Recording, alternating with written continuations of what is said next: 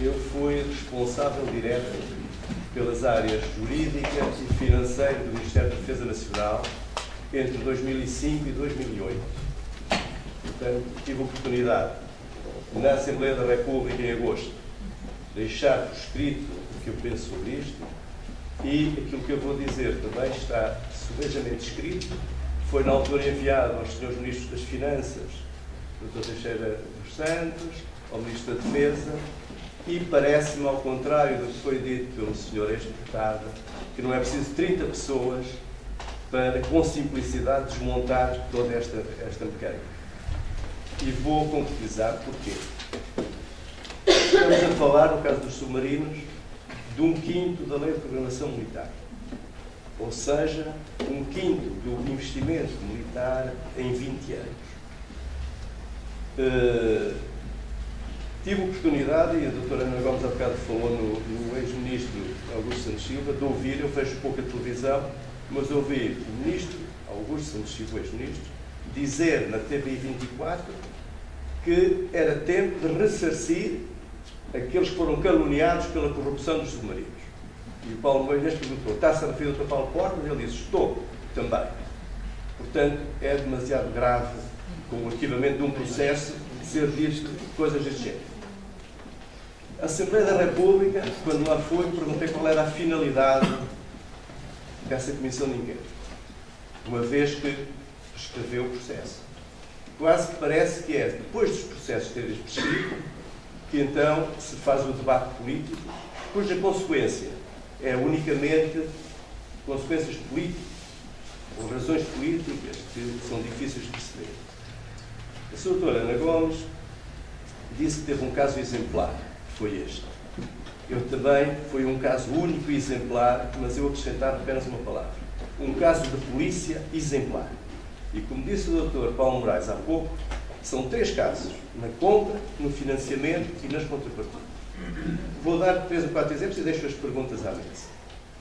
Por exemplo, onde estão as auditorias que eu próprio pedi ao Tribunal de Contas e que foram feitas, os relatórios das auditorias do Tribunal de Contas e também das auditorias externas, designadamente da PricewaterhouseCoopers, que foram enviadas?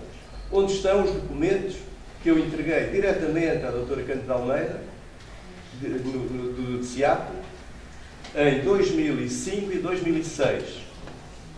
E como é possível, 10 anos, este órgão, a Procuradoria da República, arquivar um processo com tantas provas que ali tinha? Qual foi o preço dos 2 submarinos? Eu, curiosamente, até introduzi uma nova unidade de medida, que mais vezes são alguns, peço desculpa de quem foi deputado, alguns senhores deputados trocavam os 1000 milhões ou os bilhões com os milhões, porque são números muito elevados. E então introduziu-se uma unidade de medida que era os submarinos. Um submarino são 500 milhões. Portanto, é fácil de pensar. 1000 milhões custaram 2 submarinos. Porquê é que a Grécia, com o mesmo dinheiro, comprou 6? Então, qual é o preço dos submarinos? Para nós são mais caros do que para a Grécia? Eu continuo com essa dúvida também. Por que razão, eu disse no Parlamento e escrevi, em cada 7 euros de aquisição de equipamentos militares, 1 era para a banca. Pus o problema por escrito. Aliás, tudo o que eu referi está escrito, para memória futura, ao Ministro das Finanças. Disse-me o Secretário de Estado, o meu colega de Económicas, Emanuel Santos, disse: de facto tem razão. Podíamos até, temos dinheiro em caixa, podíamos pagar diretamente os submarinos. Mas pagar não dava juros ao banco. Ao BES. E eu disse: mas mesmo que não tenha, emite obrigações do Tesouro. E ao emitir obrigações do Tesouro, pelo menos o juro era 3%, não eram os 7 e 8. Em cada 7 euros de aquisições militares, estamos a falar numa dimensão enorme, enorme. Um sétimo era para o banco, para os bancos. Comigo não foi 1 euro sequer. Por isso é que também saí em 2008. Porque eu não podia concordar, porque a maior dificuldade que essas 3 ou 4 pessoas, que não é preciso 30, que têm, é cumprir a lei e fazê-la cumprir. Foi a maior dificuldade que eu tive nesse caso exemplar. Ainda,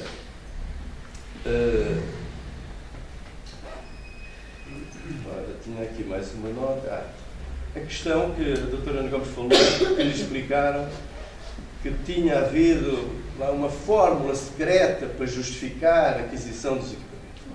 Aqui não há fórmulas secretas, aqui há simplicidade da gestão.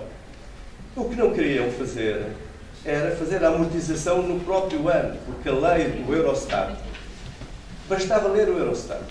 Eu constatei que ninguém tinha lido as normas. Portanto, claro que as aquisições militares são amortizadas no próprio ano, ao contrário de um automóvel ou de um equipamento que não é militar. E isso ia agravar o déficit. Chegou-se à criatividade de até se criarem empresas para ficarem donas dos helicópteros. Isto é, a Defloc foi um caso. Criada uma empresa que era proprietária das aeronaves militares. Eu um dia perguntei ao chefe da Armada Força Aérea, então, mas este helicóptero que agora está ali é teu ou é de quem? Era de uma empresa chamada Defloc. Portanto, são perguntas demasiado claras, no meu ponto de vista, que as pessoas não querem responder. Não querem responder porquê? Porque quando uma Assembleia da República aprova 3 anos de contas em 10 minutos e, portanto, mais importante que o plano e o orçamento está a prestação de contas. É tal accountability que era necessário. E se forem ver, não sei se o Sr. Deputado teve essa oportunidade de ver a Conta Geral do Estado, quais são os comprovantes de despesa que estão lá nas aquisições militares que foram feitas. Eu perguntei isso aos Srs. Deputados. Claro que os Srs. Deputados têm coisas muito mais importantes, mas o que é que acontece? É que esses comprovantes de despesa são os borderos bancários. Transfere-se para os Estados Unidos, ou transfere-se para a ANAM, ou transfere-se para outros fornecedores de equipamento, os milhões que aqui foram falados. E quem garante que esse equipamento chegou? Os F-16 foram falados, que vêm todos em peças. Quem garante que quando se compra 24, vieram 24 para cá? Por acaso, eu tentei um dia contá-los com o chefe de Estado-Maior da Força Aérea e ele não conseguiu contar os números F-16. Por isso, é que tive de acabar o saco azul, tive de acabar, e por aqui fico, o saco azul que estava no Banco Riggs nos Estados Unidos da América e também o saco azul que estava na NAMSA. Porque, de facto, sobrava sempre muito dinheiro que por lá ficava sem escrutínio do Estado português. Não sei se me podem esclarecer sobre essas questões, não queria alongar mais.